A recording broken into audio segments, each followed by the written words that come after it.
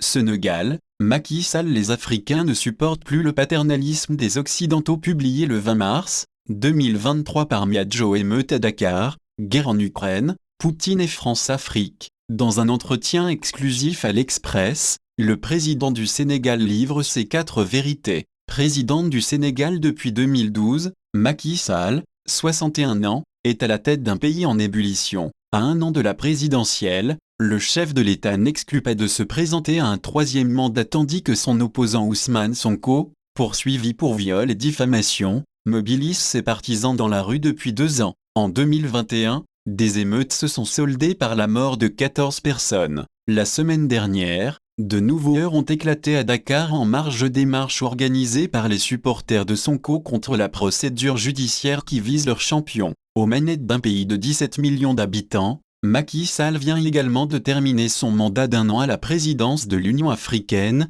marqué par la crise alimentaire liée à la guerre en Ukraine. L'Express, une vingtaine de pays africains, y compris le Sénégal, se sont abstenus d'exiger le retrait de l'armée russe d'Ukraine lors du vote des résolutions à l'ONU en mars 2022 et février 2023. Pourquoi Macky Sall, dès le premier jour de la guerre, les États africains ont su que la guerre aurait un impact direct sur la vie de leurs citoyens. Le continent est importateur net de blé, qui vient en majorité de Russie et d'Ukraine. L'Afrique est confrontée à une pénurie de plus 30 millions de tonnes de denrées alimentaires, notamment de blé, de maïs et de soja. En outre, l'arrêt brutal de l'exportation des engrais a touché de plein fouet nos cultures locales, l'arachide, le mil, le coton. Voilà pourquoi, depuis le début, nous privilégions le dialogue avec l'Union européenne, les États-Unis, mais aussi avec la Russie et l'Ukraine. Il s'agit de maintenir les chaînes d'approvisionnement et de lever les contraintes sur les denrées alimentaires stratégiques. Comment s'est déroulée votre rencontre avec Vladimir Poutine, le 3 juin à Sotchi? Notre échange a duré 3h30, où nous avons plaidé en faveur d'un accord sur les céréales. Vladimir Poutine était seul et, moi, j'étais accompagné du président de la Commission de l'Union africaine et ancien Premier ministre du Tchad, Moussa Faki. Pour nous, il était impératif que le message de l'Afrique parvienne directement au président russe afin qu'il comprenne l'urgence de la situation dans notre continent où vivent 1,4 milliard d'habitants, dont certains menacés de famine. Nous souhaitions aussi apporter un message de paix afin que les Russes essaient, avec les Ukrainiens, de conclure un cessez-le-feu. De cet entretien, je retiens une chose, tout ce que Poutine m'a dit s'est vérifié ultérieurement, un accord sur l'exportation des céréales par la mer Noire a bien été conclu, sous l'égide de la Turquie et les Nations Unies. Cette rencontre a eu une autre utilité, elle me permet aujourd'hui de faire passer des messages au Kremlin en faveur d'un retour à la paix. Dans quel état d'esprit était-il? Il paraissait content de nous recevoir. Il est évident que le président russe a tout intérêt à séduire les États africains. Il nous a expliqué son point de vue sur le conflit en répétant la propagande connue, à savoir, cette guerre a débuté en 2014, elle a été provoquée par les Occidentaux et par l'avancée de l'OTAN. Le Donbass est un ancien territoire russe qui souhaite sa sécession. Il a ajouté que ce conflit était une guerre de civilisation entre l'Occident et la Russie. Quel est le bilan de votre mandat à la tête de l'Union africaine, qui a coïncidé avec la guerre en Ukraine? Nous avançons sur la question de la représentation de l'Afrique dans les instances internationales. Notre continent, dont le PIB global équivaut à celui de la 8e économie mondiale, doit intégrer le G20, qui réunit les 20 premières puissances de la planète. J'ai plaidé en ce sens devant les dirigeants du G7, en juin dernier. La France a été la première à répondre favorablement. La Chine, la Russie et l'Arabie Saoudite m'ont également réservé un accueil favorable.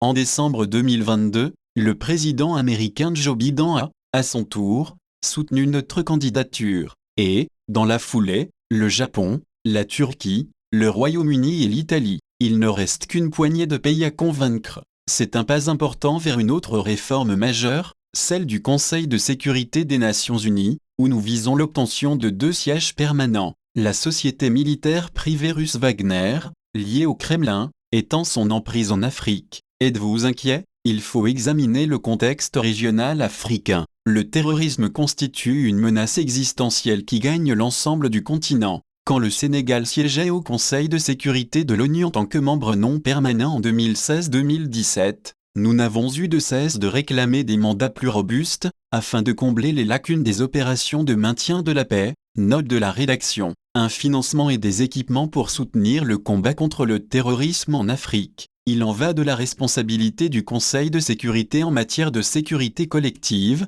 inscrite au chapitre 7 de la Charte des Nations Unies. En outre, toute menace sur l'Afrique, et le terrorisme en est assurément une, est une menace globale qui exige une réponse globale. Or, les opérations de maintien de la paix telles qu'elles fonctionnent actuellement sont inefficaces. C'est une doctrine dépassée et inadaptée à la lutte contre le terrorisme. J'ai réitéré ce plaidoyer lors de mon mandat à la tête de l'Union africaine, hélas en vain. En matière de lutte contre le terrorisme en Afrique, le système de sécurité collective ne fonctionne donc pas, et dans ce cas, pour les États menacés, c'est un peu le sauf qui peut. Chacun essaie de se défendre en fonction de ses moyens et de ce qu'il pense être la voie de son salut. C'est ce qui arrive progressivement dans certains pays africains. Quant à la pertinence et la légitimité de recourir à tel ou tel partenaire, ce n'est pas à moi de juger. Deux principes me l'empêchent, la souveraineté des États et la non-ingérence dans leurs affaires intérieures. Le Sénégal est-il menacé par la progression du djihadisme?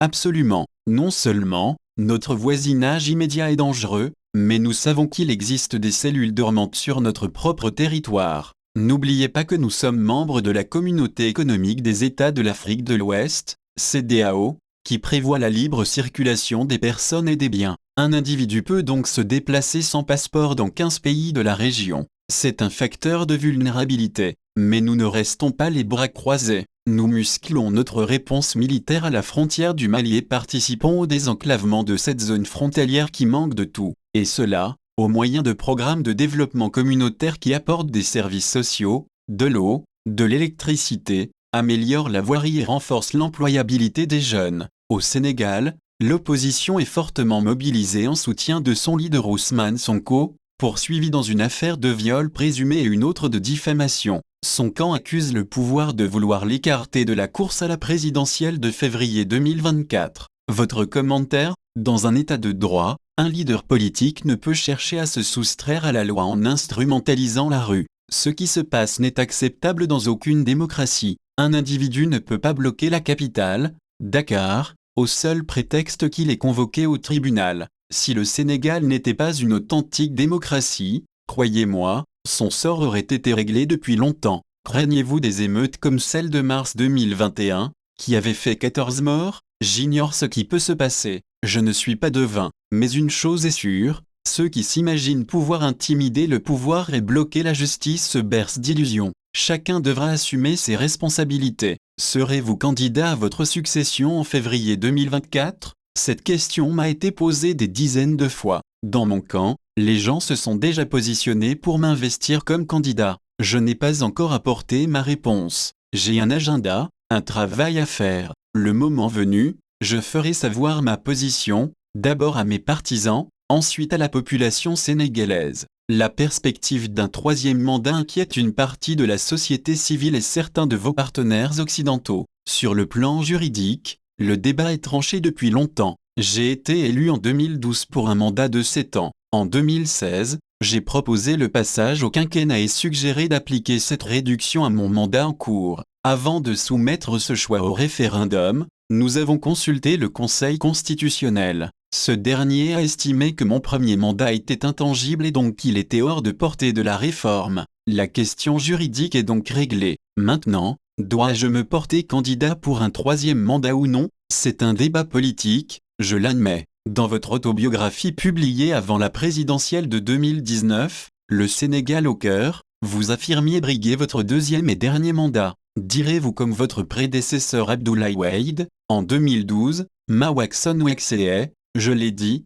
je me dédie, je ne me dédie pas. J'ai donné une opinion qui correspondait à ma conviction du moment. Celle-ci peut évoluer et les circonstances peuvent m'amener à changer de position. Nous sommes en politique, mais pour l'instant, je n'ai pas déclaré ma candidature. Ne me faites pas dire ce que je n'ai pas dit. Il se murmure qu'Emmanuel Macron a tenté de vous en dissuader. Je ne vais pas faire état de mes conversations avec le président français devant la presse. Nous avons des discussions sur différents sujets, y compris celui-là. Il est libre d'avoir son opinion, d'exprimer des désirs, de faire part de sa volonté et, même, de prodiguer des conseils. Moi aussi, j'ai un point de vue personnel sur la politique qu'il mène. Au classement de Reporters sans frontières sur la liberté de la presse, établi en 2022, le Sénégal perd 24 places. Quelle est votre explication ? Ceux qui parlent d'un recul de la liberté de la presse au Sénégal ne font qu'écouter notre opposition, pour laquelle nous sommes la pire démocratie qui soit. Mais regardez le paysage médiatique du Sénégal, nous avons au moins une trentaine de quotidiens, aussi libres les uns que les autres. Il n'y a absolument aucune limitation sur la liberté de la presse. Cependant, il ne faut pas tout confondre. Le journaliste arrêté récemment, Pape Ndiaye, chroniqueur à la télévision Walfadjri, note de la rédaction, ne l'a pas été pour délit de presse, mais pour diffusion de fausses nouvelles. Il avait mis en cause l'indépendance de la justice dans l'affaire Sonko, note de la rédaction. La justice sénégalaise est reconnue pour son impartialité. L'ancien Premier ministre Cheikh Hadjibou Soumaré a également été inculpé en janvier pour diffusion de fausses nouvelles, pour avoir demandé, dans une lettre ouverte, si vous aviez versé un don à Marine Le Pen. Là, il s'agit d'un cas de diffamation. Comment un individu peut-il insinuer gratuitement que le président de la République a versé 12 millions d'euros à Marine Le Pen ? Dans ce courrier, il me demande si j'ai donné cet argent.